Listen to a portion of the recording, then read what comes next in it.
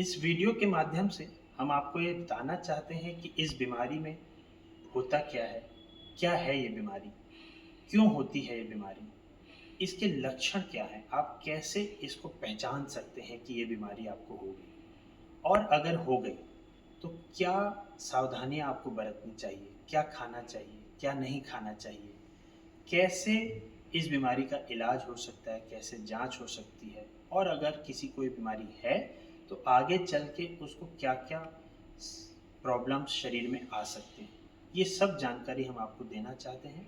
कृपया इस वीडियो को देखिए, ये जानकारी हासिल कीजिए। आधुनिक विज्ञान के साथ साथ अपने घरेलू उपचार, एक्सरसाइज और आयुर्वेद से भी जो भी संभव है अपनी दिनचर्या में शामिल कीजिए और सुरक्षित रहिए। धन्यवाद। नमस्कार। हार्ट फेलियर के बारे में थोड़ा आपको जानकारी देना चाहता हूँ। सबसे पहला सवाल कि क्या होता है हार्ट फेलियर।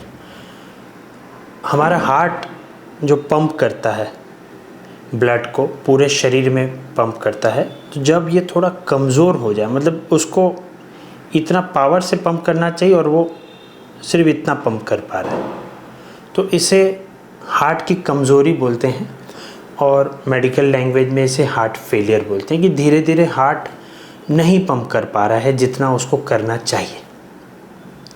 इसको हार्ट अटैक से मत जोड़िए।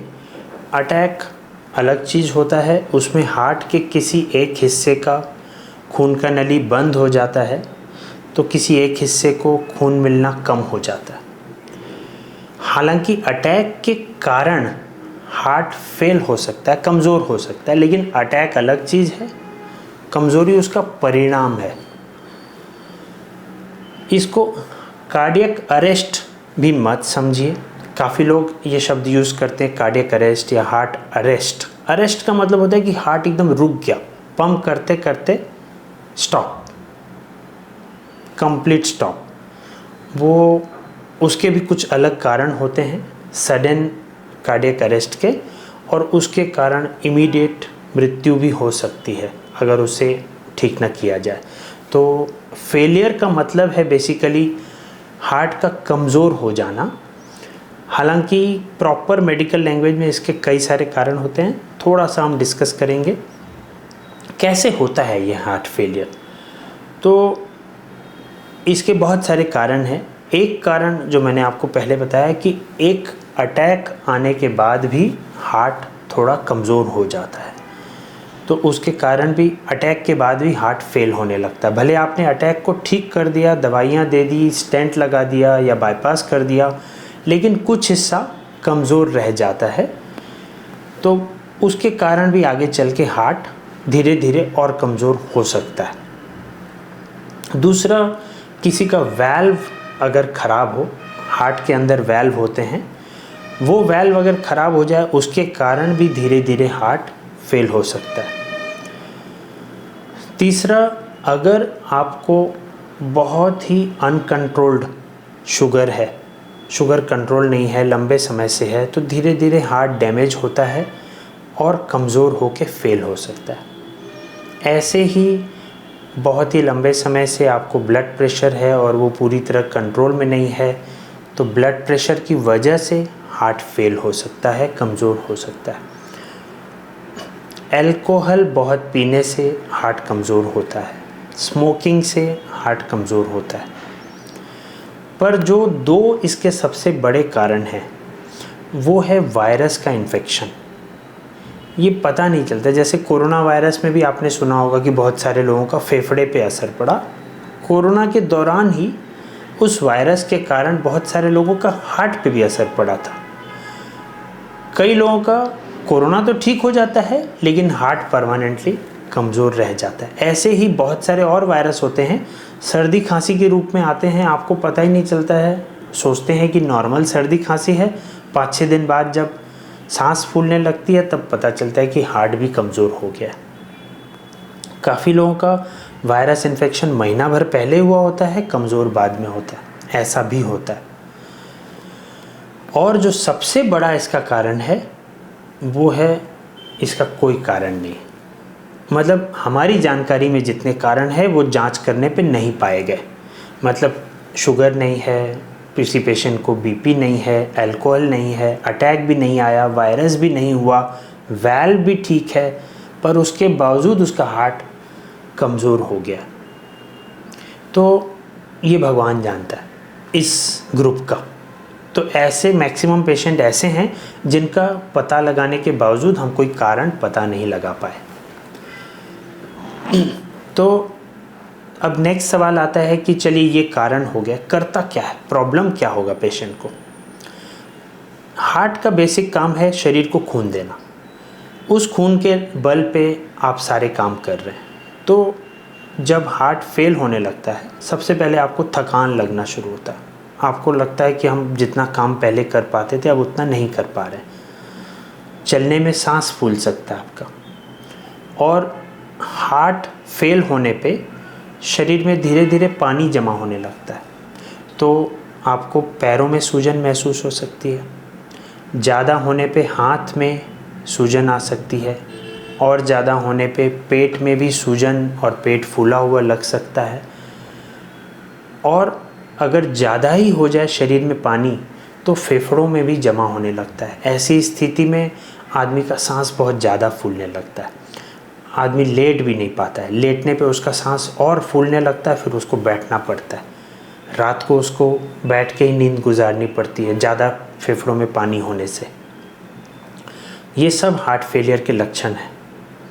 और धीरे धीरे क्योंकि हार्ट ठीक से खून नहीं दे पा रहा है, किडनी पे भी असर आना शुरू हो जाता है, लिवर पे असर आना शुरू हो जाता है, ब्रेन पे असर आना शुरू हो जाता है। ये सारे अंग धीरे धीरे डैमेज होने लगते हैं। तो इतना सब नुकसान ये करता है। तो सवाल आता है कि हमको क्या करना चाहिए। अगर हमको पता चल गया कि मेरा हार्ट कमज़ोर है या मुझे हार्ट फेलियर है किसी भी कारण से, तो क्या करना क्या चाहिए। सबसे पहले तो जिन जिन कारणों से हार्ट फेल हो रहा है उनको आप कंट्रोल कीजिए। अल्कोहल टोटली ज़ीरो करना पड़ेगा हार्ट फेलियर में।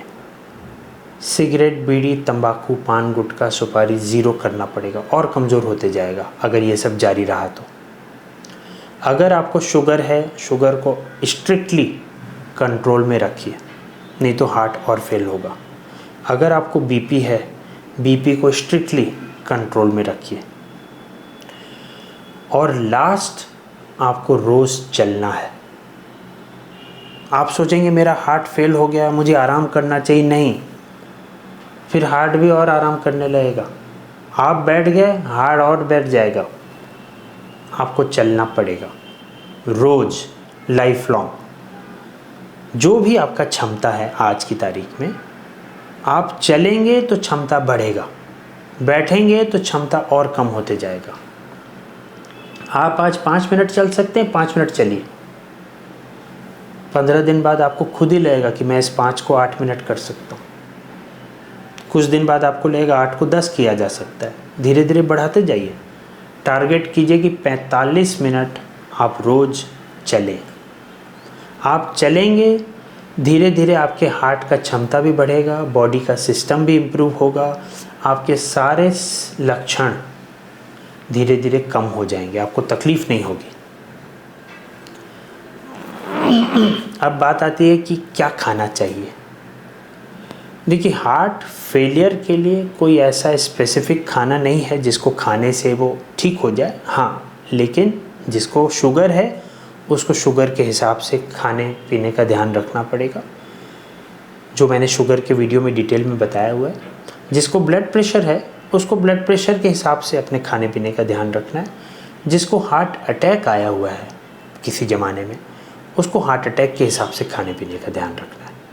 फेलियर के लिए स्पेसिफिक कोई खाना पीना नहीं है, लेकिन क्या नहीं खाना चाहिए उस पे थोड़ा स्पेसिफिक है। आपका हार्ट पंप नहीं कर पा रहा है, जिस भी पेशेंट का हार्ट पंप नहीं कर पा रहा है, कमज़ोर हो गया है, तो ऐसे हार्ट को अगर आप ज़्यादा पानी देंगे, 24 घंटे में आप ज़्यादा पानी पिएंगे तो हार्ट पे लोड और बढ़ जाता है, फिर शरीर में सब जगह पानी और भरने लगता है। फिर फेफड़े में पानी भरने से सांस फूलना, पेट में पानी भरने से पेट फूला लगना, खाने की इच्छा न करना, पैर में पानी भरने से पैर में दर्द होना, कमज़ोरी आना। तो इसलिए आपको पानी कम पीना है। आम तौर पे हम लोग शुरुआत में सबको बोलते हैं 1 से 1.25 लीटर पानी 24 घंटे में। जैसे जैसे आपका इम्प्रूवमेंट होते रहेगा हम 1.25 को 1.5 करेंगे, 1.5 को 1.25 करेंगे, 1.25 को 2 करेंगे। यहाँ पानी से मेरा मतलब है दूध भी पानी है, चाय भी पानी है, कॉफ़ी भी पानी है, जूस, छाछ, लस्सी, दाल, सांभर, नारियल पानी, ये सब पानी में गिनती होगा। ये आप पी सकते हैं, सब पीने में कोई दिक्कत नहीं है, लेकिन इसका गिनती पानी में होगा। जैसे मैंने अगर आपको कहा कि 1.5 लीटर पानी आप 24 घंटा में पी सकते हैं, मान लीजिए आप 6 कप चाय पी गए 24 घंटा में, तो अप्रॉक्सीमेटली 150 ml करके आप 900 ml चाय पी चुके हैं। तो प्लेन पानी आपको अब 600 ml ही बचा है 24 घंटे के लिए। अगर आप 24 घंटे में 1 लीटर दूध पी रहे हैं तो प्लेन पानी 500 ml ही पी पाएंगे। तो आपको जो 1.5 लीटर बोला जा रहा है वो चाय, कॉफ़ी, जूस, छाछ, लस्सी, दाल, सांभर, नारियल पानी सब मिला के 1.5 लीटर। दूसरी बात, नमक आपको कम खाना है। कम से मेरा मतलब है कि दाल, चावल, सब्जी, पराठा में जितना नमक है चलेगा, ऊपर से बिल्कुल नहीं डालना है। और जो नमकीन चीज़ें हैं, अचार, papad, samosa, chips, panipuri, sevpuri, bhelpuri, dahipuri, mixtures, salted dry fruits, ये सब बहुत कम खाना है। सॉल्ट का मात्रा कम होना चाहिए। और खाने में एक और प्रिकॉशन रखना है कि रेड मीट का प्रयोग नहीं करना है। रेड मीट से मेरा मतलब है कि 4 पैरों वाले जानवर का मांस आपको नहीं खाना है। किसी भी 4 पैर वाले जानवर का मांस, वो हार्ट के लिए अच्छा नहीं है, ख़राब करता है, उसको नुकसान करता है और फेल होते जाएगा हार्ट। अब बात आती है कि दवाइयाँ इसमें क्या काम करती है। बहुत अच्छी अच्छी दवाइयाँ हैं। 4 से 5 ऐसी दवाइयाँ हैं जो एक साथ सही मात्रा में खाई जाएं तो धीरे धीरे हार्ट को रिकवर करती है। लगभग 40 से 50% लोगों का हार्ट इतना नॉर्मल हो जाता है कि उनको पता ही नहीं चलता है कि उनको हार्ट कमज़ोरी है, दवाइयों से, बिना ऑपरेशन के। लेकिन वो दवाइयाँ आपको लंबे समय खानी है, मोस्टली लाइफ लॉन्ग खानी है, और उसका डोज हम धीरे धीरे एडजस्ट करते हैं। अभी मान लीजिए आज आपका दवाई शुरू किया गया तो 15-20 दिन, महीना में दोबारा मिलके आपका बीपी देख के, आपका पल्स देख के, आपके लक्षण देख के दवाई का पावर थोड़ा एडजस्ट किया जाएगा। फिर महीना बाद थोड़ा और एडजस्ट किया जाएगा। शुरुआत में 2-3 महीना आपको महीना में मिलना पड़ सकता है।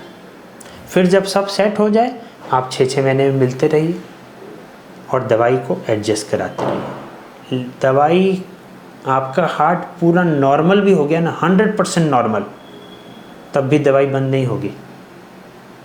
वो दवाइयों के सहारे नॉर्मल हुआ है। आपके देश में अगर पूरी शांति छा जाए तो इसका मतलब ये थोड़ी ना कि पुलिस और सेना को हटा दो, शांति आ गया शहर में। वो अच्छी पुलिस, अच्छी सेना, अच्छे इंटेलिजेंस से शांति आई है, उसको हटाना नहीं है। ऐसे ही ये दवाइयाँ बंद नहीं होंगी। आप बंद करेंगे, हार्ट दोबारा कमज़ोर हुआ तो ज़रूरी नहीं कि दोबारा दवाइयों से नॉर्मलाइज हो जाएगा। मेरे पास 2-3 ऐसे एग्जाम्पल हैं मेरे फॉलोअप पे जिनका हार्ट पूरा नॉर्मल हो गया था। अपनी लापरवाही में 6 महीने दवाई उन्होंने बंद कर दी कि अब सब ठीक है। उसके बाद हार्ट धड़ाम से 10% पे आ गया, अब वो 10 से उठ नहीं रहा है। 2-3 एग्जाम्पल हैं ऐसे, यंग एज 38, 42, 40 ईयर्स। तो कृपया आप दवाई अपने मन से मत बंद कीजिए। हम लोग पावर ऊपर नीचे करते रहेंगे। 4 दवाई से आपका हार्ट लाइफ लॉन्ग अगर अच्छा रह रहा है, शांति से बचे रहिए। नहीं तो इसमें आगे चल के कुछ ऑपरेशंस भी होते हैं और जिसका दवाइयों से न ठीक हो फिर उसको हार्ट ट्रांसप्लांट कराना पड़ता है। बहुत सीरियस चीज़ है वो। 25-30 लाख का खर्चा, उसके आगे लाइफ लॉन्ग मेडिसिन्स। आज की तारीख में 25-30 लाख, जब आप ये वीडियो देख रहे होंगे आई डोंट नो। तो बहुत सीरियस चीज़ है, प्लीज़ मेडिसिन अपनी मर्ज़ी से नहीं बंद कीजिए। अब लास्ट बात आती है कि क्या जांच करना चाहिए, कितना फ्रीक्वेंटली जांच करना चाहिए। देखिए दवाइयाँ, जैसे मैंने बताया कि हार्ट फेल होके ना थोड़ा लिवर को, थोड़ा किडनी को, थोड़ा ब्रेन को नुकसान पहुंचाता है। तो 6 महीने से 8 महीने में हम लोग लिवर, किडनी ये सब ब्लड टेस्ट कराते रहते हैं कि सब ठीक है, कि किडनी पे असर तो नहीं है, लिवर पे असर तो नहीं है, वो देखते रहना है। प्लस शुरुआत का हिस्सा छोड़ के साल में एक बार आपको ईसीजी और इको कराते रहना है, चेक करते रहना है मेरा हार्ट कितना काम कर रहा है, ठीक हुआ नहीं ठीक हुआ, उतना ही है, ख़राब तो नहीं हुआ। ये उस पर नज़र हर साल लाइफ लॉन्ग बनाए रखनी है। धन्यवाद। अगर इस वीडियो में दी हुई जानकारी आपको अच्छी लगी है तो इसे लाइक करिए, शेयर करिए, हमारे चैनल को सब्सक्राइब करिए। बहुत सारी जानकारियाँ हमारे फेसबुक पेज, इंस्टाग्राम पेज पे भी उपलब्ध हैं, वहाँ पे भी आप इनको देख सकते हैं, सुन सकते हैं, शेयर कर सकते हैं। हम लोग चाहते हैं कि आप जानकारी के माध्यम से अपने आप को सुरक्षित रखिए, जानकार बनिए, स्वस्थ रहिए। जय हिंद, जय भारत।